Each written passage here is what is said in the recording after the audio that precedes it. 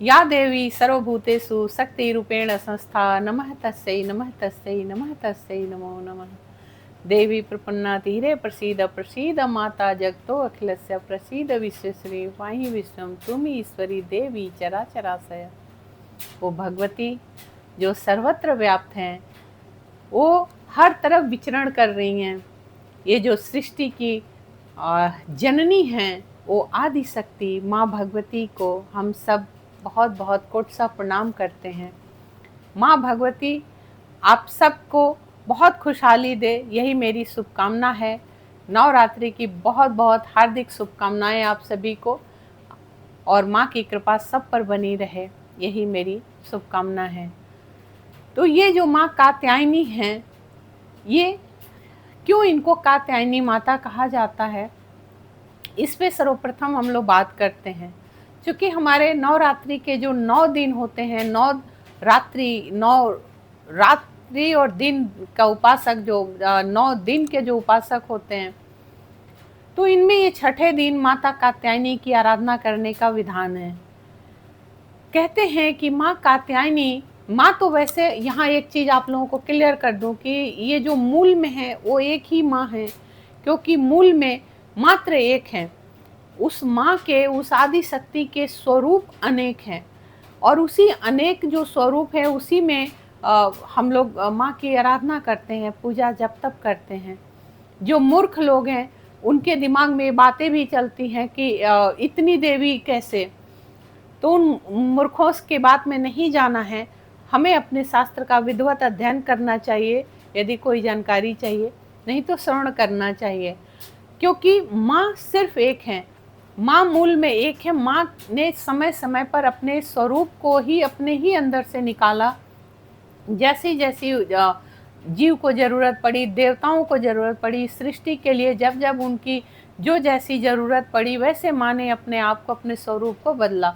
वही माँ दुर्गा है, वही भगवती है, वही काली है, वही दुर्गा है, और वही माता कात्यायनी है, वही ब्रह्मचारिणी है, वही 9 देवी है, वही शैलपुत्री हैं, वही हर रूप में माँ है, क्योंकि वो माँ है। और माँ जो है वो ये सृष्टि की जननी, जो जगधात्री कहलाती है, वो जगधात्री जो सृष्टि को धारण करे हुए हैं, वो माँ है। माँ अपने बच्चों के लिए या ये सृष्टि के लिए, देवी देवताओं के लिए समय समय पर अपने स्वरूप को जैसा चाहती हैं वो बदल लेती हैं। उसी स्वरूप में एक रूप माता का एक नाम है कात्यायनी। जैसे 9 दिन हम लोग दुर्गा माँ भगवती की नवरात्रि की आराधना करते हैं, तो आता ही है दुर्गा सप्तशती में प्रथम शैलपुत्री च, द्वितीय ब्रह्मचारिणी, तृतीय चंद्रघंटा कुष्मांडा चतुर्थकम, पंचम स्कंद मातेति, षष्ठ कात्यायनी च, सप्तम कालरात्रि महागौरी अष्टम, नवम सिद्धिदात्री च। 9 दुर्गा प्रकृतिता। तो कहने का मतलब जो 9 देवी हैं, ये 9 देवी के अलावा भी माँ के बहुत रूप हैं। उन रूपों पे बस इतना ही एक शब्द मैं बोलूँगी कि माँ के अनेकों रूप हैं। और अभी हम लोग नवरात्रि पे चर्चा कर रहे हैं, तो इन 9 रूपों पे ही चर्चा चलेगी। क्योंकि आज इस समय हम लोग बात कर रहे हैं माँ कात्यायनी के ऊपर। माँ कात्यायनी का प्रादुर्भाव कैसे हुआ, इस विषय को हम लोग चर्चा करते हैं। तो हमारे एक ऋषि महर्षि थे, ऋषि कात्यायन, जो बहुत बड़े उपासक थे। माँ भगवती के वो बहुत बड़े उपासक थे, बहुत बड़े वो तपस्या करने वाले, वो बिल्कुल हर वक्त माँ की भक्ति में, तपस्या में लीन रहते थे। इस तरह से उनकी उन्होंने भी बहुत सालों तक तप किया, जप किया, आराधना की, साधना की। फिर एक दिन माँ भगवती ने ऋषि कात्यायन को दर्शन दिया। क्योंकि जो ऋषि कात्यायन है, उन्होंने जो आराधना की थी, सप्तमी अष्टमी नवमी तिथि को उन्होंने आराधना की थी। तो जब माँ ने उनको प्रसन्न होकर जब उन्हें दर्शन दिया, पूछा माँ ने कि हे ऋषवर, बताओ तुम्हें क्या चाहिए।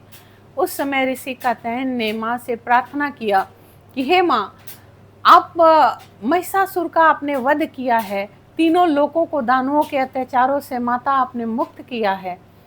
तो हे माँ, आप मेरी अगर तपस्या से आप प्रसन्न हैं, तो आप मेरी पुत्री के रूप में, मेरी कन्या के रूप में मैं चाहता हूँ कि आपका जन्म हो। माँ ने ऋषि कात्यायन को तथास्तु कहकर वहीं माँ अंतर्ध्यान हो गई। और जब समय आया, समय के हिसाब से माँ भगवती आदिशक्ति ने ऋषि कात्यायन के घर उनकी पुत्री के रूप में, कन्या के रूप में जन्म लिया। चूंकि वो ऋषि कात्यायन की पुत्री थी, इसलिए माँ का नाम पड़ा कात्यायनी। उन्हीं कात्यायनी देवी की आराधना पूजा जब तक हम जीव माता के नवरात्रि के 6वें दिन करते हैं। तो ये जो माँ कात्यायनी है, इनकी जब आप मुद्रा देखेंगे तो इनका एक हाथ जो है ये सदैव मुद्रा जो है इनका वर मुद्रा में रहता है, यानी आशीर्वाद देते हुए रहती हैं। और माँ के एक हाथ में सदैव तलवार रहता है, एक हाथ में कमल पुष्प रहता है। और ये जो माँ है, इनके आराधना पूजा जब तक साधना जो भी भक्त करता है, तो ये जो माँ है ये अर्थ और काम मोक्ष, ये चारों फलों की प्राप्ति, भक्ति की प्राप्ति इनके आराधना से होती है। जो भक्त, जो साधक जैसी अपने अंदर भाव रखता है, वैसे ही जिस भाव को लेकर ये माँ भगवती की आराधना पूजा भक्त करता है, माँ वैसा ही उसको फल देती हैं। आपकी जैसी भी मनोकामना हो, आप ऐसी मनोकामना लेकर माँ की आराधना शुरू कीजिए। आपकी जो मनोकामना होगी, जो आपकी इच्छा होगी, वो माँ जरूर पूरा करती है। यही इस माँ कात्यायनी की विशेषता है। कहते हैं कि भगवान कृष्ण को पति के रूप में पाने के लिए हर गोपी ने यमुना तट पर माँ कात्यायनी की मूर्ति बनाकर और गोपियों ने आराधना किया। बहुत श्रद्धा भावना से, सात्विकता के साथ, संयम के साथ उन्होंने माता की पूजा की। और माता ने सभी गोपियों को एक देखिए तो रूप में, सभी गोपियां समझती थी कि कृष्ण मेरे हैं, कृष्ण मेरे हैं, कृष्ण मेरे हैं। तो इस तरीके से माँ ने उनको जो भी भक्त उनकी आराधना करता है, उसको माँ जो है वो बिल्कुल अमोघ फल देती हैं, ऐसा कह सकते हैं। तो ये जो माँ कात्यायनी है, इनकी जब भी आप नियमित जो भी आप जैसे पूजा करते हैं वैसे करना चाहिए। जैसे सुबह उठकर जैसे आप बाकी 9 दिन की पूजा करते हैं, ऐसे इस 6ठे दिन की भी पूजा होती है। जो दुर्गा पूजा हमारे यहाँ करने का चलन है, वो षष्ठी से ही देखिए तो माँ की पूजा शुरू हो जाती है। षष्ठी, सप्तमी, अष्टमी, क्योंकि षष्ठी को ही हर पंडाल में, हर उसमें मूर्ति स्थापित कर दी जाती है। षष्ठी से पूजा शुरुआत हो जाती है, प्राण प्रतिष्ठा हो जाती है। तो षष्ठी, सप्तमी, अष्टमी, नवमी तक ये पूजा चलती है, जो दुर्गा पूजा जो बाहर होती है। बाकी जब आप भक्त जो घर में पूजा करता है, वो 6ठे दिन से ही माँ कात्यायनी की आराधना करता है। जब भी आप रोज सुबह, इन 9 दिनों में आप प्रयास कीजिए कि सुबह जल्दी उठें और एक अपना नियम बना लें पूजा करने का। क्योंकि जब आप सुबह उठेंगे तो उस समय आप स्नान कीजिए, स्वच्छ कपड़े पहनिए, स्वच्छ वातावरण हो।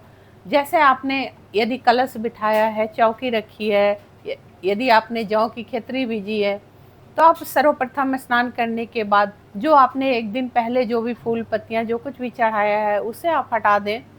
और उसके बाद आप वहाँ बढ़िया से फिर सर्वप्रथम जो गौरी गणेश आपने स्थापित किया, गौरी गणेश को पुष्प से स्नान कराएं 4-4 बार। फिर गौरी गणेश को आप रोली, चंदन, हल्दी, सिंदूर चढ़ाएं, अक्षत चढ़ाएं, पुष्प चढ़ाएं, माला चढ़ाएं।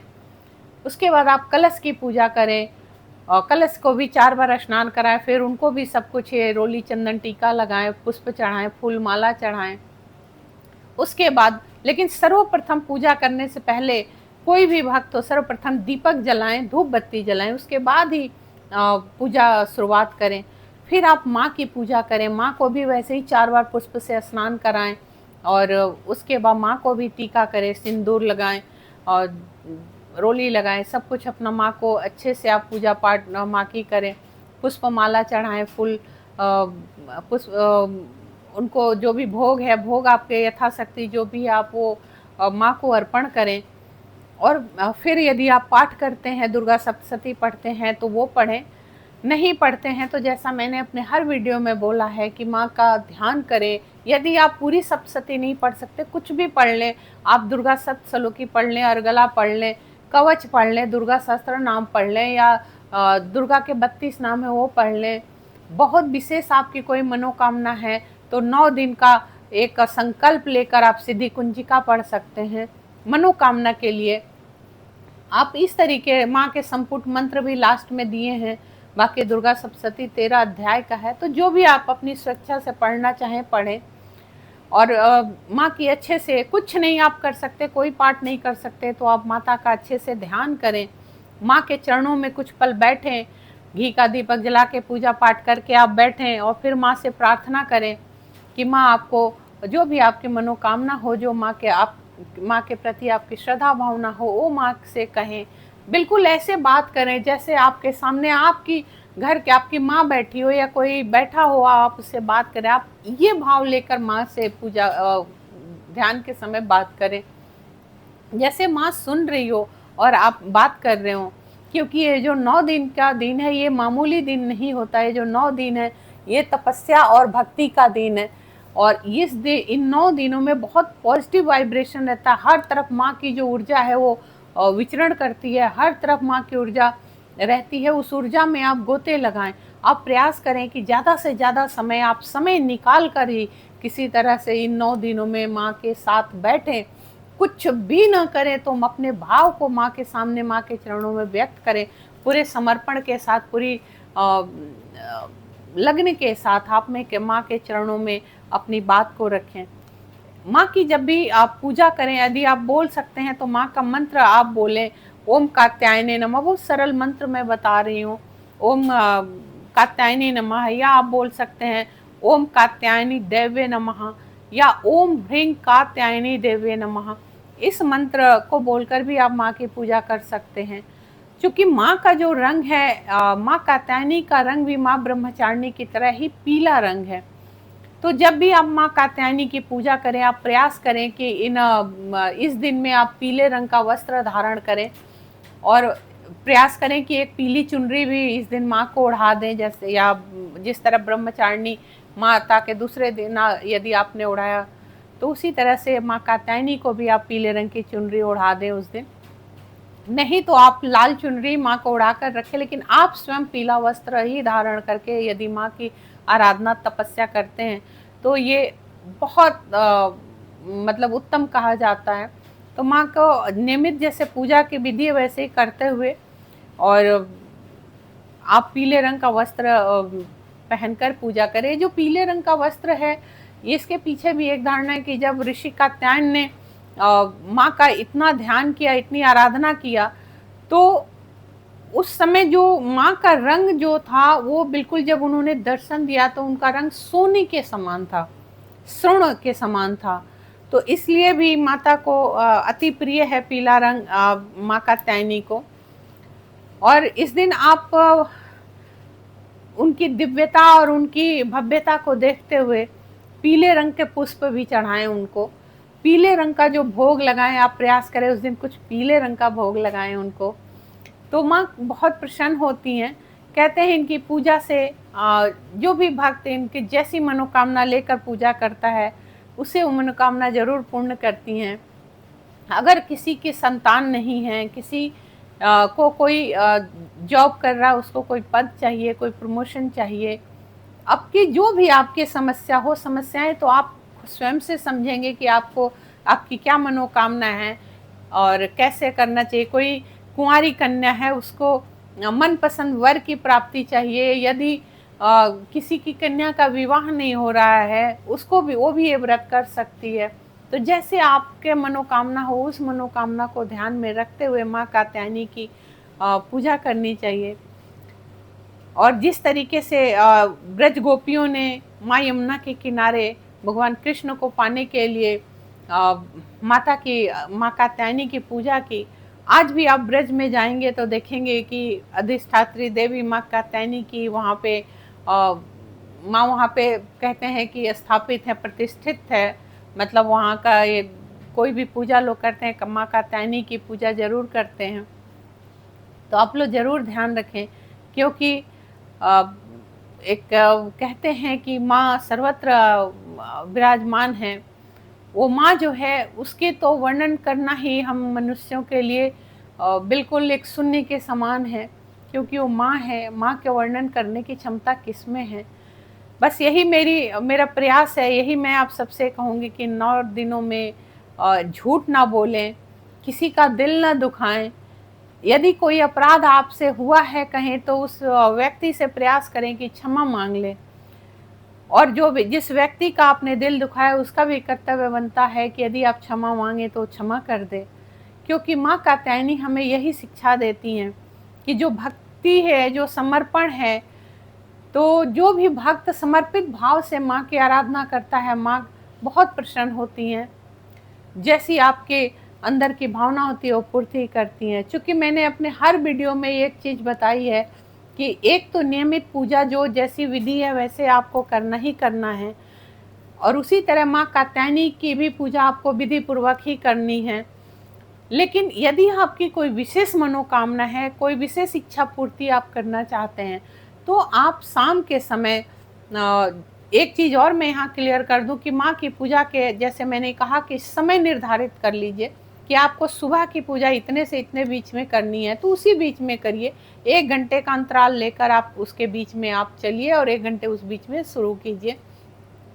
और शाम की आरती का भी पर्टिकुलर एक समय बना लीजिए, क्योंकि नवरात्रि में समय पे पूजा करना बहुत ज़रूरी होता है।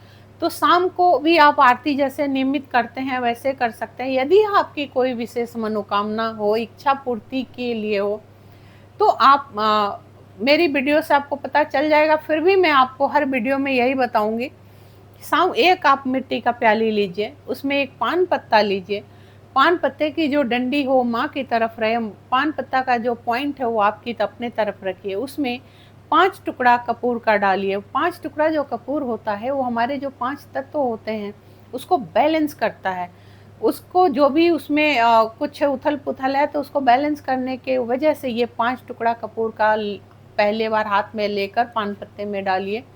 9 लौंग डालिए फूल वाले, 9 सिर्फ 9, और एक हरी इलायची डालिए। माँ कात्यायनी के लिए आप प्रयास कीजिए, अगर उस दिन आरती आप कर रहे हैं तो आप चंदन, उसमें चंदन का इत्र डालिए। 2-3 दाने आप उसमें मिश्री दाना डालिए और आप उससे माँ की आरती कीजिए।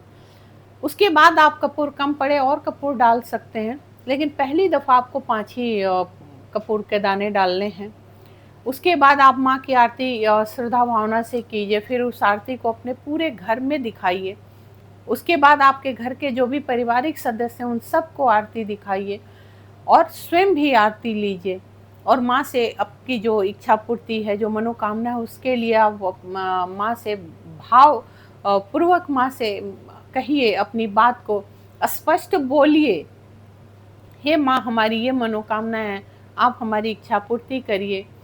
लेकिन याद रहे कि जो भी मनोकामना मांगिए अपने भले के लिए कीजिए, अपने उसमें किसी का अहित ना हो। एक हर पूजा में, हर विधि में इस चीज़ का जरूर ध्यान रखना चाहिए कि कभी किसी का अहित के लिए कोई पूजा नहीं करनी चाहिए। आप अपने पारिवारिक अपने कष्टों को दूर करने के लिए, रोग बीमारी को दूर करने के लिए, नौकरी पाने के लिए, मनपसंद वर पाने के लिए, अपनी बेटी के लिए या बेटे के लिए, बहू या वर के लिए, जो भी आपकी परिस्थितियाँ हो उस हिसाब से आप अपने लिए मांगिए। लेकिन कभी भी प्रयास हमेशा ये ध्यान में रखिएगा कि कभी किसी का अहित के लिए कभी कोई पूजा जब तक नहीं कीजिएगा, क्योंकि उससे आपकी इच्छा तो पूर्ति नहीं होगी, उल्टा उसका असर आपके ऊपर ही हो जाएगा। फिर आपको बहुत तेज भोगना पड़ेगा। तो उस जिस कष्ट को निवारण हेतु आप माँ की आराधना कर रहे हैं, जिस कष्ट निवारण हेतु आप पूजा जब तक साधना कर रहे हैं, यदि आपने किसी के बुरे के लिए किया तो फिर क्या ही फायदा करने का, कि जब आप ही दुखी हो जाएंगे। तो इस चीज़ का विशेष ख्याल रखिए। सिर्फ अपने पारिवारिक, अपनी स्थितियों परिस्थितियों के लिए ही माँ की आराधना करनी चाहिए। और बहुत मन लगा कर माँ की पूजा कीजिएगा, क्योंकि जो माँ हैं ये सर्वत्र व्याप है। इनके भी ये जितने इनके रूप है वो किसी न किसी रूप में अपने भक्तों को देखती रहती हैं। इनके इतने नेत्र हैं, इतने रूप हैं कि वो हर पल हर क्षण आपके हमारे क्रियाकलापों को देख रही हैं, हमारे कर्मों को देख रही हैं, और हर एक क्रियाकलाप का, कर्मों का लेखा जोखा वो लिख के तय करके रखती हैं। जब हमारे कर्मों का पिटारा खुलता है तो उनके यहाँ सब कुछ नोटेड होता है। तो इसलिए ये भूल तो कभी आप करें ना, आप सोचें ना कि हम कल बंद कमरे में अगर कोई अपराध करें तो वो परमात्मा नहीं देख रहा है, वो माँ नहीं देख रही है, वो जरूर देख रही है। वो सृष्टि की जननी है, वो हर जीव की जननी है, तो उसको पता है कि कब कौन किसने कहाँ क्या किया, किस सोच से किया। तो याद रखिए, बुरे का फल हमेशा बुरा होता है। यदि आपने किसी के लिए बुरा सोचा, कुछ भी बुरा सोचा, तो आपके साथ अच्छा कभी नहीं होगा। और यदि आपकी सोच अच्छी है, आप किसी का दिल नहीं दुखाते हैं, किसी को सताते नहीं हैं, किसी को रुलाते नहीं हैं, तो निश्चित तौर पे माँ आपके जीवन में धीरे धीरे आपके जीवन के सारे अंधकार को दूर कर देती है। फिर जो प्रकाश फैलता है आपके जीवन में, वो माँ का आशीर्वाद होता है, क्योंकि वो माँ अपने भक्तों को कभी यूं ही नहीं छोड़ती। वो अपने भक्तों के जीवन के सारे अंधकार को दूर कर देती है। वो जो माँ है, वो बर्दाश्त ही नहीं कर सकती जिस तरीके से हम मनुष्य जीवन में एक माँ अपने बच्चे के परेशानियों से कैसे तड़प उठती है, कैसे अपने बच्चे के किसी ख्वाहिश को पूरा करने के लिए वो तत्पर हो जाती है। इसी तरह वो जगत जननी माँ आदि शक्ति है, वो भी अपने बच्चे की हर ख्वाहिश पूरी करने के लिए देखती है। वो लेकिन मनसा जरूर देखती है। जिस तरीके से हमारा बच्चा होता है और हम सोचते हैं कि नहीं, उसको ये चीज़ नहीं, अगर बच्चा कहेगा छत पे खेल रहा है, वो कहेगा हम नीचे कूद जाएं, ये खेल है, तो आप रोकेंगे उसे, क्योंकि आपको पता है यदि वो छत से कूदेगा तो अनहोनी हो जाएगी, उसको चोट लग जाएगी। इसी तरह माँ है। माँ भी अपने बच्चे को, हम लोग अपनी हर वो ख्वाहिश माँ के चरणों में रख देते हैं, माँ के सामने बोलते हैं, लेकिन माँ उतना ही हमें देती है जितना हमारे भले के लिए होता है। तो इसलिए माँ से ज़रूर प्रार्थना करनी चाहिए कि हे माँ, मुझे ये चाहिए, पर आप वो दीजिएगा जो मेरे लिए, मेरे परिवार के लिए हितकर हो, जो आप वो कीजिएगा जिसमें मेरे परिवार का भला हो। माँ, सदैव अपने दिव्य आंचल के सुरक्षा के छांव तले मेरे परिवार को सदैव आप सुरक्षित रखना। तो माँ जरूर रखती है, क्योंकि जब आपकी नीयत साफ होगी, आपकी भावना शुद्ध होगी, पवित्र होगी, निर्मल होगी, स्वच्छ होगी, तो उस जब आप सत्यता के साथ अपने मार्ग पे बढ़ते हैं तो माँ स्वयं आपके रक्षक बन जाती है, स्वयं आपके मार्गदर्शक बन जाती है। वो अपने बच्चों की उंगली पकड़ के, अगर हम नहीं देख पाते हैं, लेकिन वो माँ जो है वो किसी न किसी रूप में, सूक्ष्म रूप में हमारी विवेक बुद्धि को जागृत कर देती है। वो माँ हमारी उंगली पकड़कर हमें आत्म चिंतन के जरिए बता देती है कि हमें किस मार्ग को पकड़ना है, किस मार्ग की तरफ बढ़ना है, किस मार्ग पर चलकर हमारा, हमारे परिवार का हित है, किस मार्ग पर हमें नहीं जाना है, ये सब माँ बता देती। इसीलिए कहा जाता है कि आप वो कीजिए जो आपका अंतर मन कहता है, क्योंकि जो हमारा अंतर मन है ये हमें अच्छे बुरे की तरफ इंगित जरूर करता है। तो हमेशा अपने मन की सुननी चाहिए। मन अच्छा कहता है तो जरूर अच्छा होगा, ये सोचकर करना चाहिए। बस भावना ये रखनी चाहिए कि किसी का, हमारे किसी भी मन से, कर्म से, वचन से, आचरण से किसी का अहित ना हो, कहीं पे भी किसी का हित ना हो। किसी को ज़रूरत है, आप सक्षम है, आप मदद कर दीजिए, उसके ज़रूरत पे खड़े हो जाइए, लेकिन आप उससे बदले की भावना मत रखिए। यदि आपका दिल में किसी ने दुखाया है, ठीक है, गुस्सा आएगा, उस गुस्से को 1-2 बार 4 बार प्रकट करके आप शांत हो जाइए, ज़्यादा नहीं करिए, क्योंकि वो माँ है, वो देख रही है आप, मेरा बच्चा कितने सत्य बोल रहा है, कितना सत्य के मार्ग पे चल रहा है। वो स्वयं, वो आपका दिल जिसने दुखाया, आपको जिसने आपको गलत बात बोली, आपके आत्मा को तकलीफ दी, पीड़ा पहुंचाई, वो माँ स्वयं उसका निवारण कर देगी। वो माँ अपने बच्चे को पीड़ित देखकर स्वयं ये, क्योंकि आपको नहीं मालूम है उस व्यक्ति ने किस भाव से आपको क्या कहा है, लेकिन माँ देख रही है। आपको तो ये लगता है इस व्यक्ति ने मेरे को पीड़ा पहुंचाई, पर वो माँ देख रही है कि मेरे बच्चे ने किस भावना से बात कही है। तो यदि आपका किसी ने बुरी सोच से, बुरी नियत सोच कर किसी ने आपको पीड़ा दी होगी, दुख दिया होगा, तो निश्चित तौर पे उसको माँ सजा देगी, माँ स्वयं उसको सबक सिखा देगी। और यदि उसने अच्छी नियत से आपके लिए कुछ किया होगा तो माँ आपको ही सद्बुद्धि देगी। आपको समय के साथ पता चल जाएगा कि अगले ने मेरे को ऐसा कहा तो क्यों किया। तो इसलिए माँ के ऊपर भरोसा रखिए, माँ पे कभी उंगली ना उठाइए, कोई प्रश्न चिन्ह ना लगाइए। माँ के कभी ये मत सोचिए कि माँ नहीं करती है। माँ वो करती है जो उसके बच्चों के लिए अच्छा होता है, माँ वो करती है जो उसके बच्चों के लिए भला होता है, क्योंकि वो माँ है, वो जगत जननी है, माँ अम्बा है, वो सर्वत्र है। हर जो कहते हैं ना, त्वमेव माता च पिता त्वमेव बंधुश्च सखा त्वमेव विद्या द्रविण त्वमेव सर्वमं देव देव। वो माँ हर रूप में है, वही सब कुछ है। विद्या देने वाली वो माँ शारदा है, वही समृद्धि देने वाली माँ लक्ष्मी है, ज्ञान देने वाली, बुद्धि देने वाली माँ शारदा है। वो माँ हर रूप में है। तो इसलिए माँ का ध्यान बहुत श्रद्धापूर्वक कीजिए। फिर मिलते हैं अगली वीडियो के साथ। और मेरी यही आप सबसे अनुरोध है, मेरी नवरात्रि पे, नवरात्रि के महत्व से लेकर 9 दिन की 9 जो त्यौहार व्रत होते हैं, उपवास होते हैं, उन 9 देवियों के ऊपर ये मेरी 10 वीडियो आ रही है।